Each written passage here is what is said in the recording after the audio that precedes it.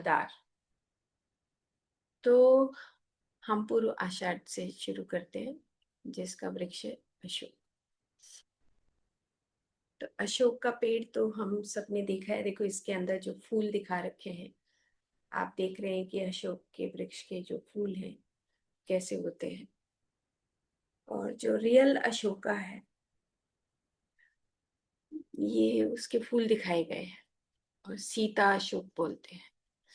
और आयुर्वेद में बहुत यूज होता है महिलाओं के लिए। अशोकारिष्ट एक औषधि है। जो रिष्ट बनाए जाते थे, जैसे जो रिष्ट है और आसव है, पहले सिर्फ क्या होता था कि आयुर्वेद में वटी देते थे। जैसे वटी और चूरन पाउडर फॉर्म में हम किसी भी औषधि को प्रयोग करते थे।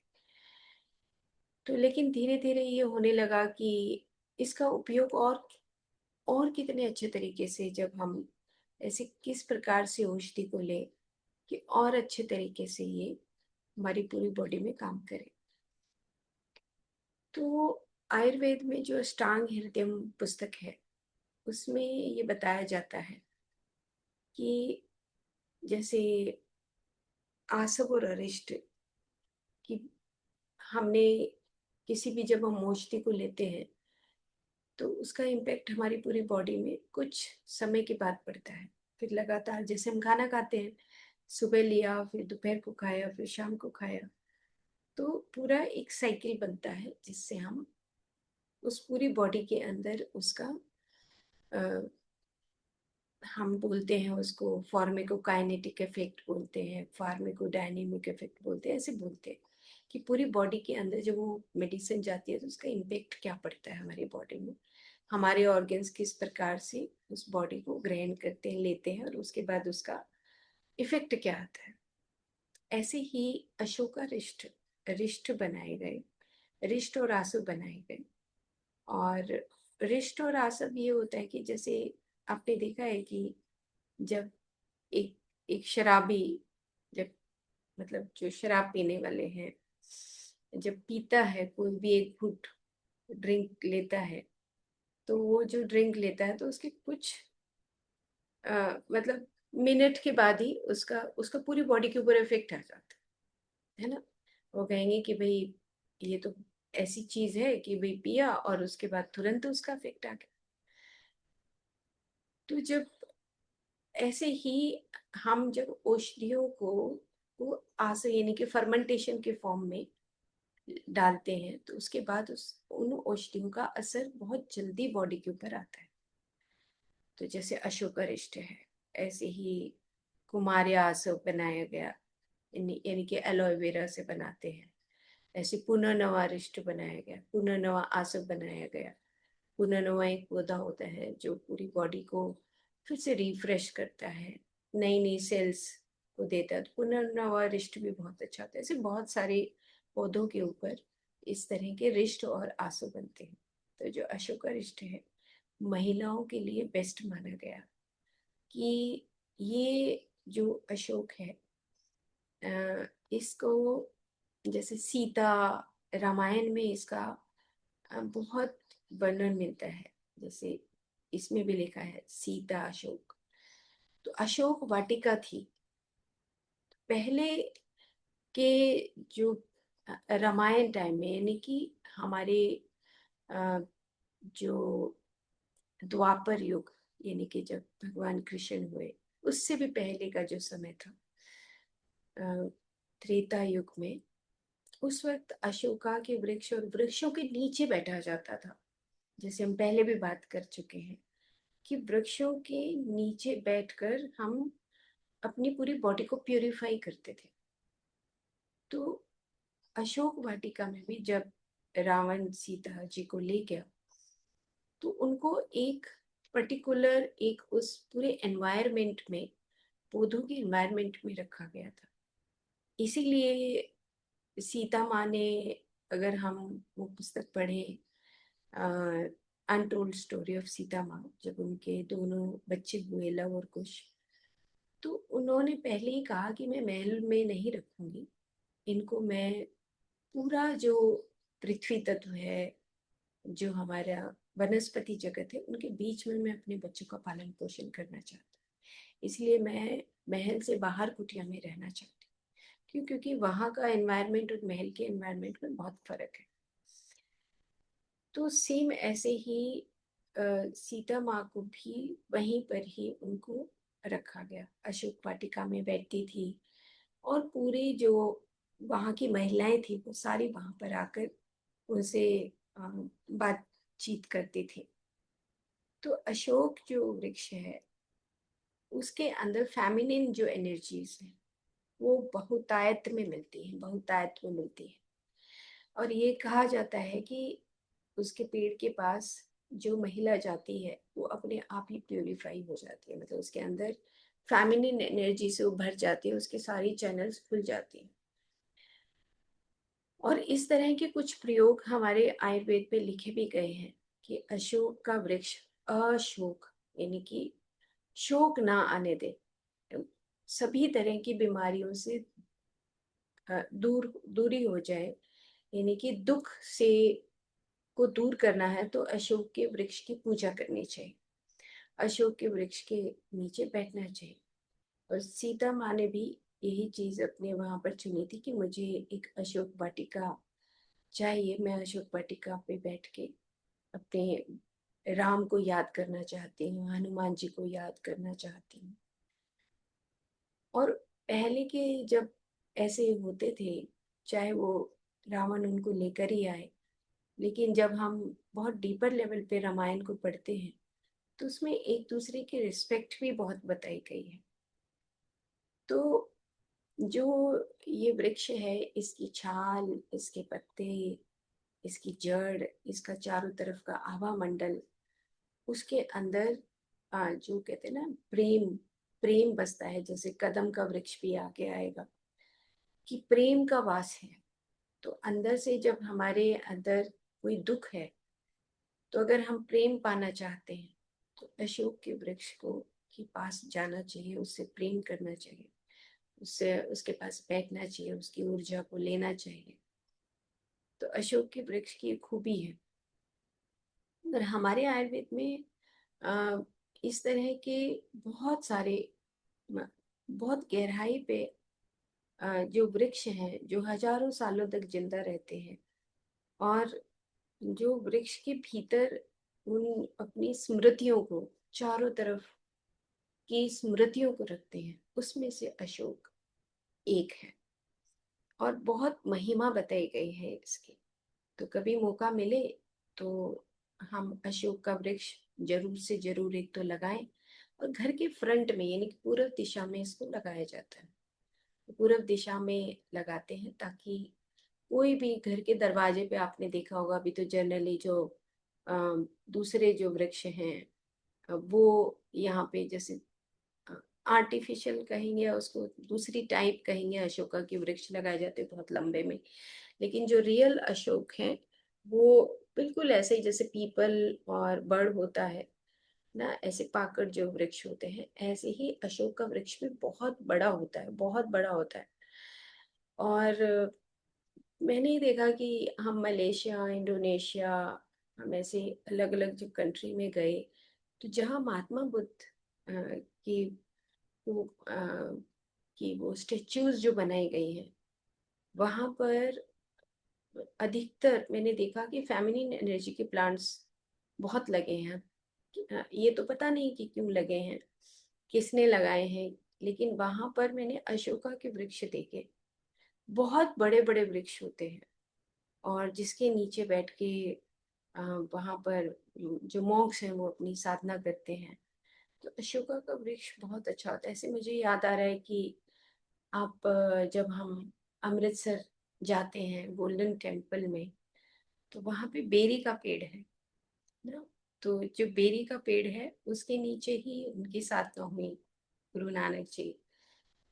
जैसे महात्मा बुद्ध ने अपने पीपल के वृक्ष के नीचे की, किसी ने वट वृक्ष के, महातर बाबा ने वट वृक्ष के नीचे साधना की। तो वृक्षों की तो इतनी महिमा है कि उसको बयान नहीं किया जा सकता। इतनी महिमा है कि पता नहीं वो क्या दे दें, मतलब इतनी महिमा है। तो जो बेरी का वृक्ष है, वो आपने देखा होगा, छोटे छोटे देखे होंगे बेर लगते हैं। बेरों की भी अलग अलग टाइप्स हैं। लेकिन जब आप एक बेर खाते हो तो उसके अंदर कितना लिसलिसापन होता है। तो ये बताया जाता है कि बॉडी के अंदर अगर कहीं ड्राइनेस है, बॉडी के अंदर आप मतलब किसी दुख से सूख रहे हो, किसी कष्ट से सूख रहे हो, तो उस सूखेपन को दूर करता है बेरी का वृक्ष। जैसे अशोक का है, कदम के वृक्ष है ऐसे। तो बेरी के वृक्ष के नीचे, वहां पे बेरी का वृक्ष है, आज भी बेरी के वृक्ष पे इतनी चिड़िया हैं, वहां पे ची ची बोलती रहती हैं। और वहां पे भी बैठ के लोग साधना करते हैं, चैंट करते हैं, ओंकार जपते हैं ना। तो वो एक अलग से रस आता है उसमें।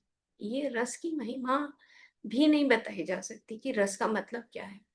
हमारे ऋषि मुनियों ने लिखा है कि जो इस रस को पहचान जाता है उसको कुछ पढ़ने की जरूरत नहीं है। उस रस को ही पूरे नेचर में वो देखने लगता है। रस का मतलब सिंपल ये नहीं होता टेस्ट मुंह में डाला तो रस।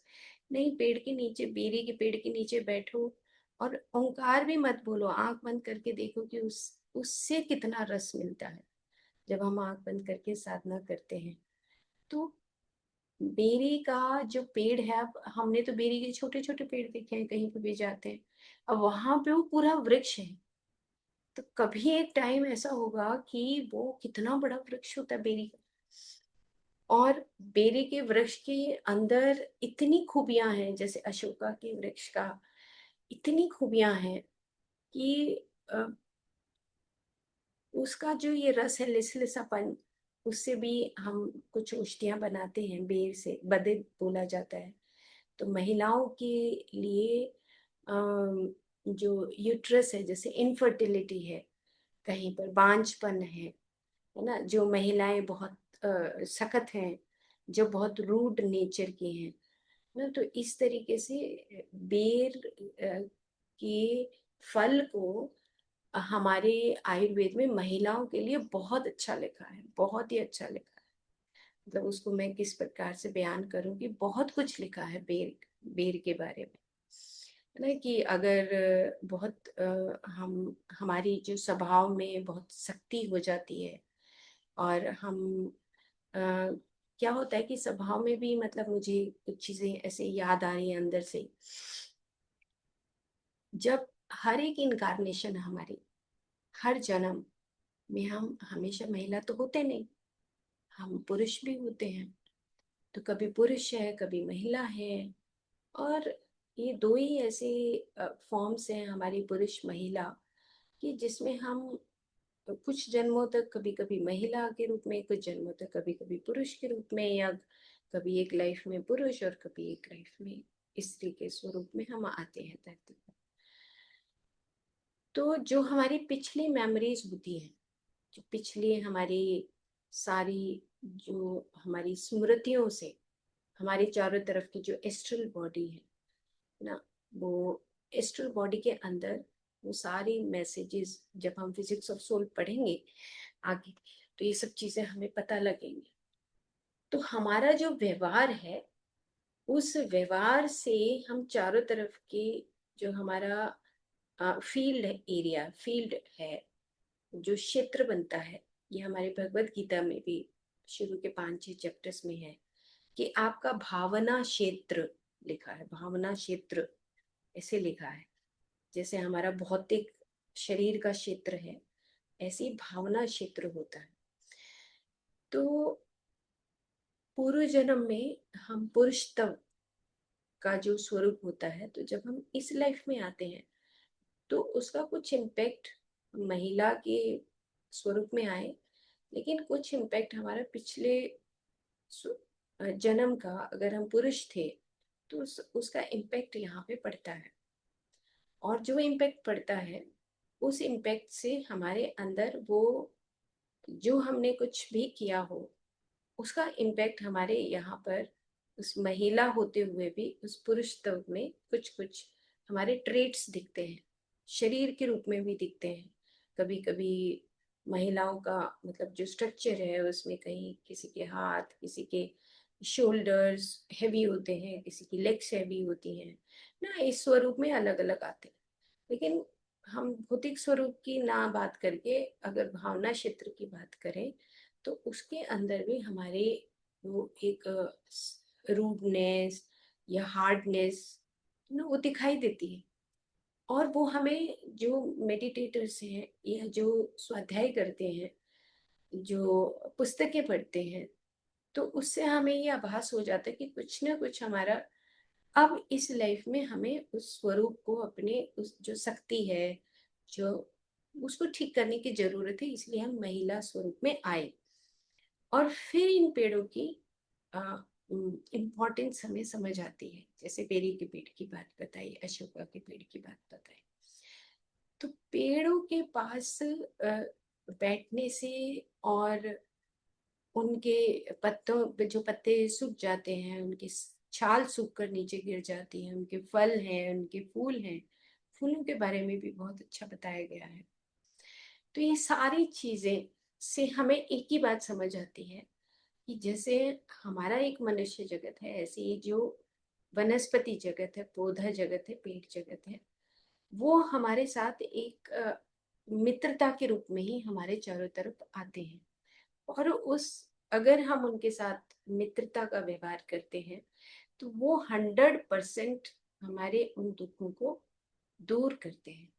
क्यों? क्योंकि एक रीसाइकिल हमने अब इस बात को समझ लिया है। जैसे इमली के पेड़ की बात बताई थी, अगर धरती में कहीं पे भी कोई एसिडिक नेचर है, अगर धरती कहीं तकलीफ में है, अगर धरती के अंदर वो चीज है, उसके अंदर जो अमलता है, उसको लेने के लिए एक पेड़ का जन्म हो जाता है। देखो कमाल की बात है ना। और सालों सालों तक वो इमली का पेड़ अपना, हमें इमली का फल मिलता है, और सालों सालों तक वो धरती के अंदर से अम्लता को खत्म करता है। और अम्लता क्यों होगी?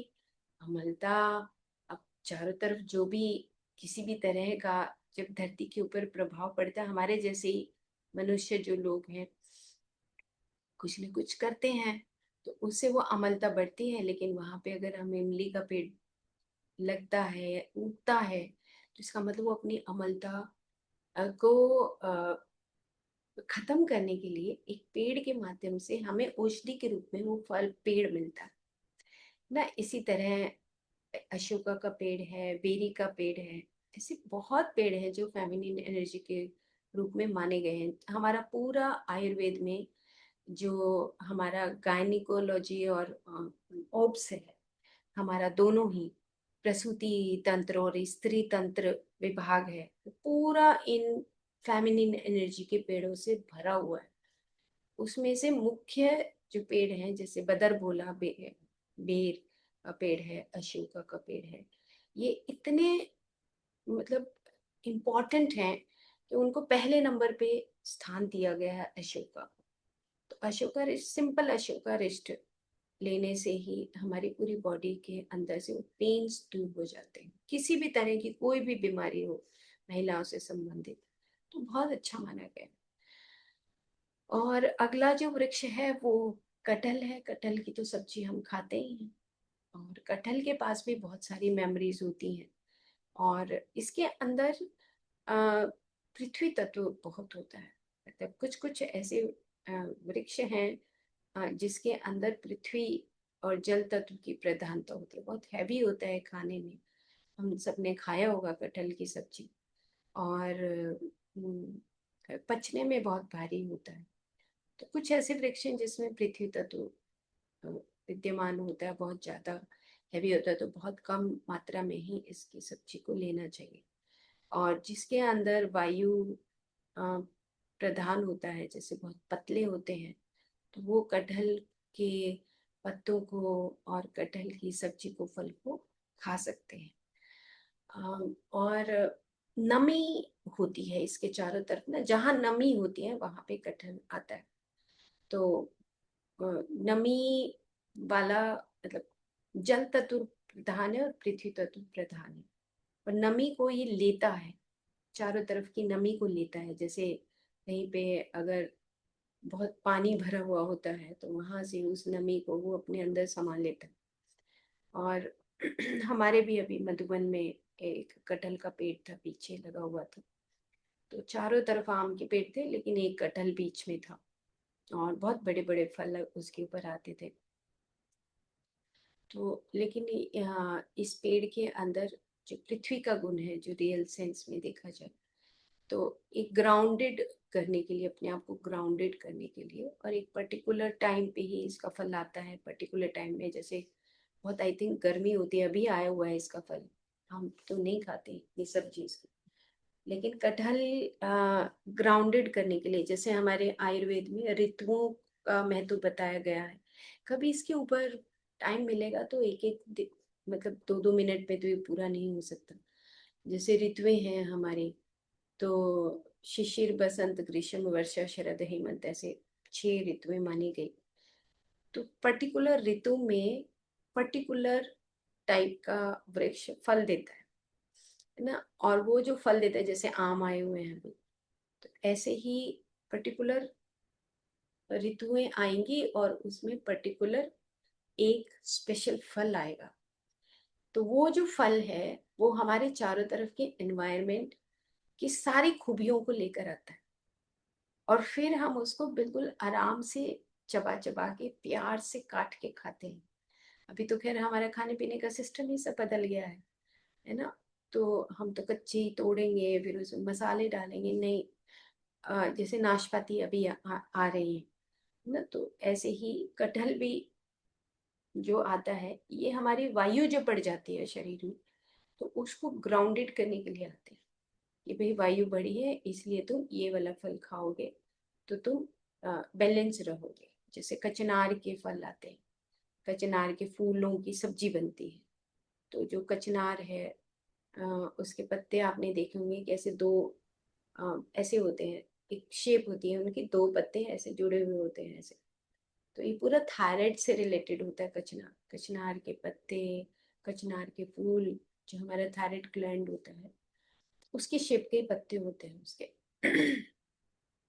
तो थायराइड की जितनी भी हमारी मेडिसिन बनती है, सब कचनार के फूल से बनती है ना। तो हर पत्ते की अपनी खूबी है, हर पत्ते का अपना स्वरूप है, हर पत्ते की अपनी करेक्टरिस्टिक्स है, और अमेजिंग है। मतलब इस इसको मतलब शब्दों में बयान नहीं कह सकता, इतने सुंदर हैं ये, और इतनी सारी खूबियां ये रखते हैं। बस हमें इनसे बात करनी आनी चाहिए, हमें इनकी रिस्पेक्ट करनी आनी चाहिए, और हमें इनको लगाना चाहिए। जब दिल में आए तभी हम पेड़ों को लगाएं। कोई भी, अब इतने सारे नक्षत्रों के वृक्ष है, कोई जरूरी नहीं कि मेरा नक्षत्र अगर ये है तो मैं वही लगाऊं। नहीं, जो आपको लगता है वही आपको पेड़, जैसे अशोका की बात हुई, कटहल की बात हुई, जामुन की बात हुई, तो वो जो भी पेड़ हमें लगता है कि लगाना चाहिए, वो, अब देखो जामुन है, अंदर से कषाय कषाय होता है जामुन, डायबिटीज के लिए बेस्ट माना गया है ना। और पूरी धरती का कषाय रस खींचता है ना। और वही कषाय रस उस पेड़ में आता है, और फिर वही कषाय रस हमारी बॉडी की डायबिटीज को दूर करता है। देखो कमाल की बात है ना। तिक्त और कषाय, कषाय तिक्त होता है उसमें, हल्का सा वो बाद में मधुर आता है। पहले वो कषाय ऐसे होता है, मुंह सूख सा जाता है ना उसमें पूरा, और उसके बाद हल्की सी कड़वाहट होती है, और उसके बाद वो मधुर रस में कन्वर्ट होता है। तो ऐसे अलग अलग स्वाद, यानी कि रसों का अनुभव हमें जो हम फल लेते हैं उससे होता है। तो कितना इंटरेस्टिंग है ये, कि कैसे जो पेड़ हैं अपने सारे जो रस हैं उसमें, मधुर, अम्ल, लवण, कटु, तिक्त, कषाय, ये 6 रस में से स्पेसिफिकली 5 रस ये हमें बहुतायत में देते हैं, बहुतायत में। और हमारी बॉडी का जो रस है अलग अलग, इसीलिए 6 रस आए, क्योंकि हमारी बॉडी तो 6 रसों से बनी हुई है।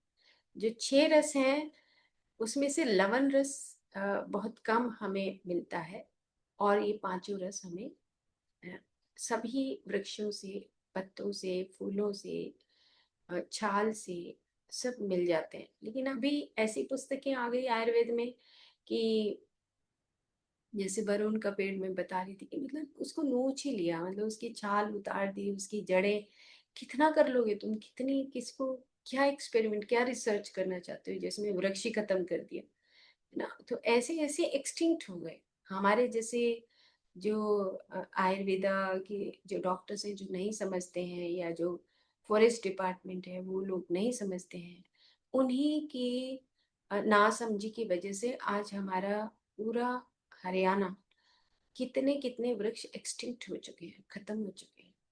वो मिलते नहीं है उसकी पुराना, जैसे हमारे दादा परदादा होते थे ऐसे।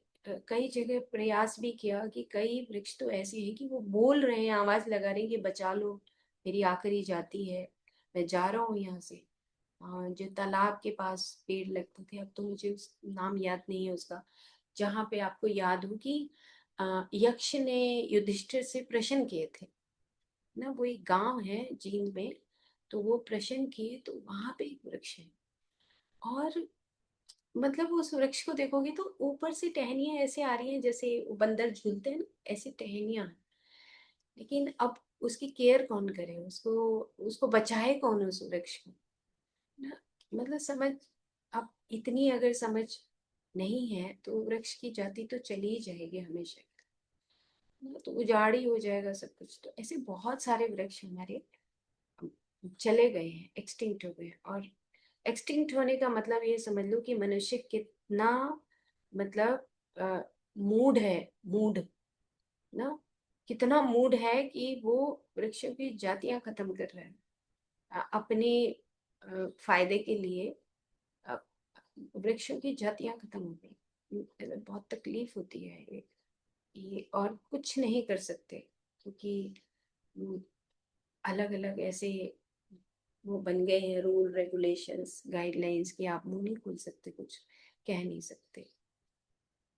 चलो हम जितना प्रयास करें कि पौधों से प्यार करना, जितने हम पौधे लगा सकें हमें प्रयास करना चाहिए। तो जितना हम कर सकें अच्छा जरूर से जरूर करना चाहिए, कुछ पौधे हमें लगाने चाहिए ना। कुछ पौधे की शरण में ही दूसरे पौधे उग जाते हैं, हो सकता है कोई एक नया पौधा आ जाए, कुछ हम नए पौधों को फिर से आविष्कार के रूप में फिर से जन्म हो जाए। तो ये तो प्रेम है, प्रेम से कुछ भी उपजा जा सकता है।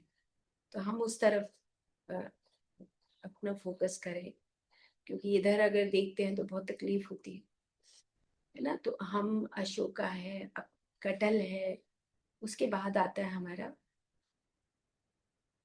आँख का वृक्ष, श्रवण, जो हमारा नक्षत्र है।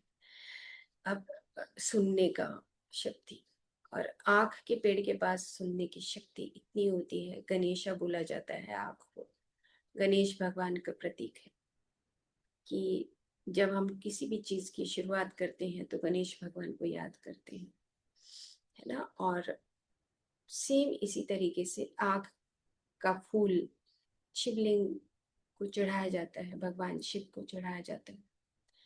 और इसकी जड़ जो है, उसका जो जड़ नीचे की तरफ उसका जो स्वरूप है वो गणेश भगवान की तरह ही होता है, ऐसे टर्न करती है। मतलब उसके पास ऑटोमेटिकली ये, हम अगर उसकी जड़ों को देखें तो ऐसे टर्न करी हुई दिखाई देती है जब वो बड़ा हो जाता है, छोटा नहीं। तो आँख के पेड़ के भी इतने गुण हैं। अब जैसे जो सांस लेने का जो शक्ति है, हमारी जितनी भी अस्थमा की जो मेडिसिन बनती हैं उसमें आँख के दूध का वर्णन इनक्रेडिबल है।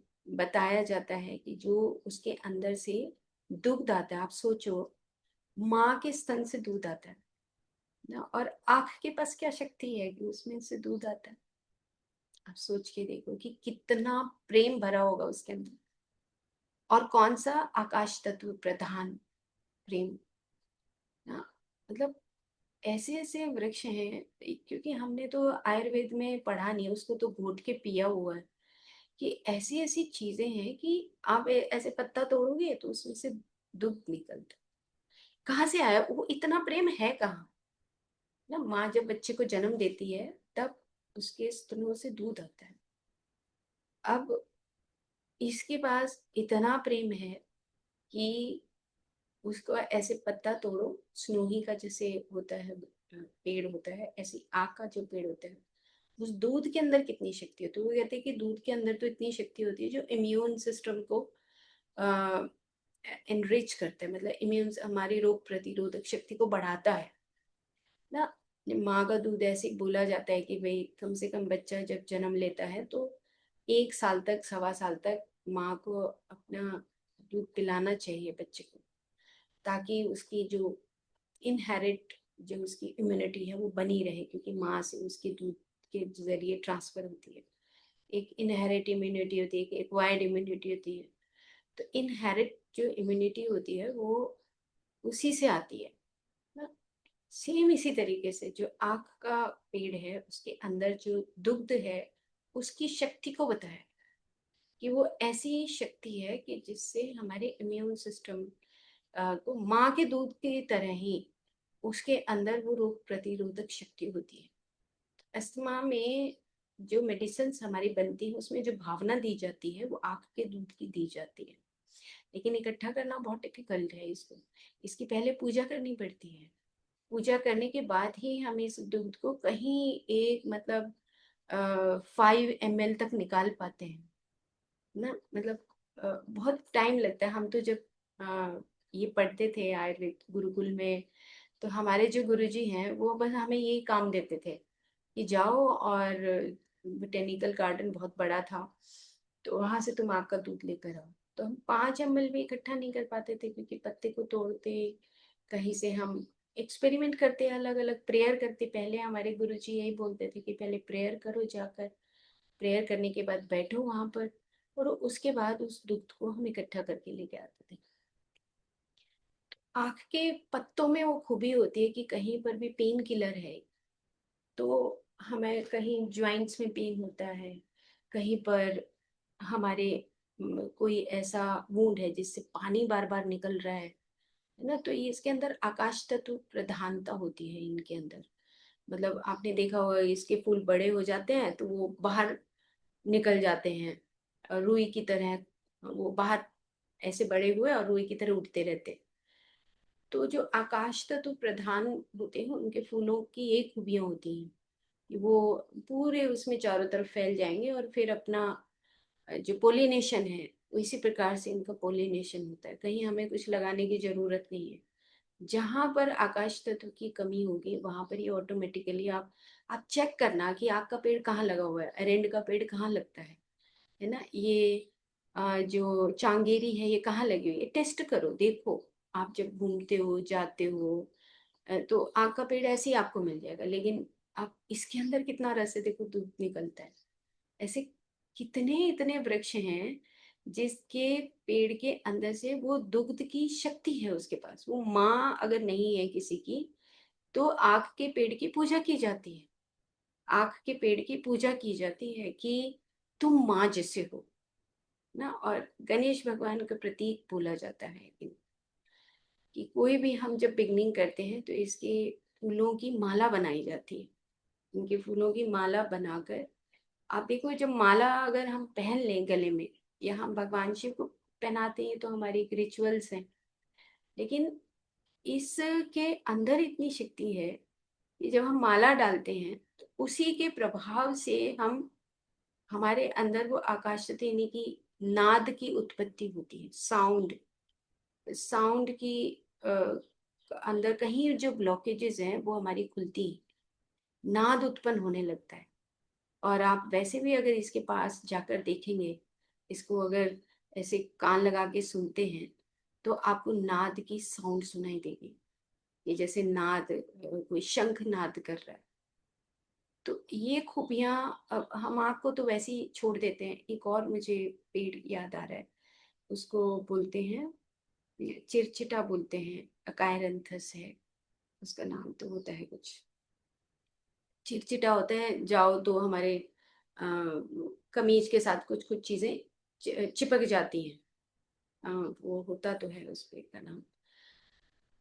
अब वो क्या है, वो एक ऐसा पेड़ है, वो इसी के आसपास ही उगता है, आग के पेड़ के पास ही, मतलब दोनों बहुत पक्के दोस्त हैं ना। और हमारी गायनी का जो हमारा स्त्री तंत्र है और प्रसूति तंत्र है उसमें भी आग की और उस पेड़ की अकायरंथस एस्परा उसका नाम है, चिड़चिड़ा, उसको बोलते तो है, कुछ और भी बोलते हैं उसको, कल मैं देख के बताऊंगी। तो ऐसे याद आ गया, चलो इसका दोस्त है तो बता देती हूँ। तो उसके ये बोलते हैं कि जो प्रेग्नेंट वुमेन है, अगर उसकी अ, ये नॉर्मल डिलीवरी हमें चाहिए, तो उसकी जड़ को रखा जाता है और उसकी पूजा की जाती है अकायरंथस एस्परा की। उस पेड़ के अंदर, मतलब ऐसे गॉड के बारे में ही लिखा है हमारे उसमें, कि उसके पास इतनी शक्तियां होती हैं, अगर हम उससे प्रेयर करें, उससे बात करें, और एक जो प्रेग्नेंट वुमेन है उसकी पूजा करे, बात करे कि मैं अपनी जो डिलीवरी है वो बहुत अच्छे तरीके से नॉर्मल डिलीवरी चाहती हूँ, और बच्चा भी ठीक तरीके से जन्म ले, तो काफी बड़ा उसके ऊपर हमारे आयुर्वेद में लिखा हुआ है।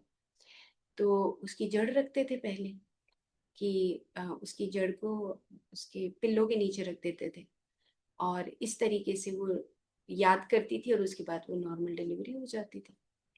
इतनी महिमाएं बताई गई हैं पेड़ की, और हम सोचते हैं कि ये क्या है, ये अ, चिटचिटा वैसे ही चिपक जाता है, और उसके बाद उसको हम उतार के ऐसे ही फेंक देते हैं, उस पौधे को भी उखाड़ देते हैं। घास इस गेहूं के आसपास भी लगता है, चावल के आसपास लगता है, ऑटोमेटिकली लगता है। उसके अंदर इतनी शक्तियां, मतलब देवी का स्वरूप माना गया है वो। जैसे इस आँख का मदार को माना गया है, ऐसे ही ये देवता स्वरूप है, वो देवी स्वरूप माना गया है। उसके पास इतनी शक्ति कि तू मेरे को याद कर, मैं तेरे को एक जो तुम्हारा स्त्री तत्व है उसको मैं बरकरार रखूं। ऐसी शक्तियां हैं पेड़ों के पास।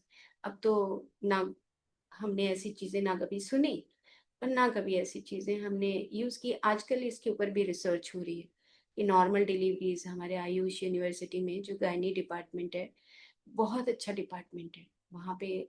डॉक्टर सुनीति हैं, बहुत अच्छा काम कर रही है, बहुत रियल में हम उनके साथ जैसे कोलेबोरेशन में काम करते थे इनफर्टिलिटी के ऊपर। तो दो तीन डॉक्टर्स हैं, एक और डॉक्टर हैं जो अभी मतलब वहाँ पे पीजी स्कॉलर थी, अभी वहाँ गई हैं वो बाबा केदारनाथ में। तो उनके हाथों में भी वो जश आने लगता है। और कभी नेट पे डालो डॉक्टर सुनीति, तो उस पे आ भी जाएगा कि इनफर्टिलिटी के लिए शी इज़ वेरी फेमस। उनके हम जो इनफर्टिलिटी वुमेन होती थी जिनके बच्चे नहीं होते थे, तो उनको हम वट वृक्ष की पूजा बताना, उनके पास बैठना, और उसके बाद उनके बेबी होना, ऐसी आँख का, ऐसे वो चिड़चिटा का, ऐसे मतलब हमने उनको अलग अलग तरीके से क्या उनके अ, पूर्व जन्म में उनकी थोड़ी काउंसलिंग करना कि तुम क्या थे। जैसे एक एक मुझे याद आ गया, एक पेशेंट 6-7 साल से उसके बेबी नहीं हुआ, दोनों हस्बैंड वाइफ आए तो हम उनकी काउंसलिंग कर रहे थे। तो उस महिला को ये था कि मैं बहुत सुंदर रहूं, और उसका पहला आते ही ये था कि मेरे जब बेबी हो जाएगा तो क्या मैं फिर भी इतनी सुंदर रहूंगी। ये उसका ब्लॉक था, ब्लॉक, मतलब हमने उस चीज को ब्लॉक समझा कि जब एक स्त्री जब माँ बनती है तो उसके स्वरूप में बदलाव आता है ना। तो वो एक शक्ति है, जब हम राधा तत्व बोलते हैं, एक प्रेम की शक्ति उत्पन्न होती है उस बच्चे के प्रति। लेकिन उस लेडी का हमने उस ब्लॉक समझा कि वो चाहती है कि मैं जितनी सुंदर, बहुत सुंदर स्त्री थी वो, अब वो उसी सुंदरता को बरकरार रखना चाहती थी बच्चा होने के बाद भी। वो कहते मेरा बच्चा जब 1 साल का हो जाएगा, जब ऐसा होगा तो मैं तो मोटी हो जाऊंगी, मैं मोटी हो जाऊंगी, तो अब मेरा तो जो मेरी सुंदरता तो खत्म हो जाएगी, चारों तरफ बोलते होंगे कि तू बहुत सुंदर है। तो उसको हमने एक मिरर एक्सरसाइज बताई जो लुई सहले ने बताई हुई है, कि मिरर एक एक्सरसाइज होती है, कि मिरर लव। तो हमने कहा कि तुम सोचो कि तुम अभी शीशे में देख रही हो अपने आप को, तो तुम कैसी लग रही हो, तुम तो बहुत सुंदर लग रही हो। लेकिन तुम अगर शीशे में ये देखो कि तुम्हारे एक बेबी हो गया है, उसको तुमने गले में लगाया हुआ है, यहाँ पे दिल के साथ लगाया हुआ है, और जब तुम अपनी शक्ल देखते हो, विजुअलाइजेशन, मिरर विजुअलाइजेशन, तब तुम कैसी लग रही हो। कि एक में तुम्हारे पास बच्चा है और एक में तुम्हारे पास बच्चा नहीं है। तो जब तुम देखोगे कि शक्ल तो थोड़ी बदल गई है, थोड़ी मोटी हो गई है, लेकिन तुम्हारे पास एक बेबी है, और उस बेबी की वजह से तुम्हारे अंदर वो जो प्रेम का भाव है वो उत्पन्न हो गया है, और तुम्हारे उस चेहरे पे वो तेज है, एक अलग तेज है, जो एक स्त्री तव का तेज होता है और एक दूसरा तेज है, उन दोनों में तुम फर्क समझो। तो उसकी कुछ महीनों तक हमने काउंसलिंग की सिर्फ इसी बात पे, क्योंकि उसका ब्लॉक ही ये था। इसी वजह से उसके अंदर वो जो प्रेम का भाव उत्पन्न नहीं हो रहा था, जो संतान का प्रेम का भाव होता है। तो कहीं इनफर्टिलिटी में ये भी एक कॉज माना गया है कि जब आपका बच्चा, जैसे बच्चे का कोई प्रेम का भाव ही नहीं हो रहा बच्चे के लिए, तो वो एक इनफर्टिलिटी का कारण बनता है। तो पूरी फैमिली का ऐसे एक काउंसलिंग किया गया। तो होपफुली मैं तो खैर वहां से आ गई। तो ऐसा शायद इनफर्टिलिटी का उनके एक बेबी हुआ उनके। तो ऐसी ब्लॉकेजेस हमारे खुद के अंदर होती हैं जिसको हमें ही दूर करना होता है।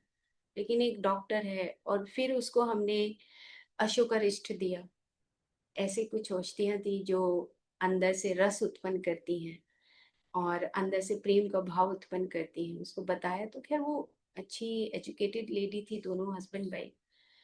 तो उस चीज का जब उनको बताएंगे नहीं तो वो कहाँ से प्रेम उत्पन्न होगा। जैसे और एक था कि जैसे जब बच्चा ठहर जाता है, उसके बाद उसको लगता है कि यार अभी तो नहीं चाहिए था बच्चा।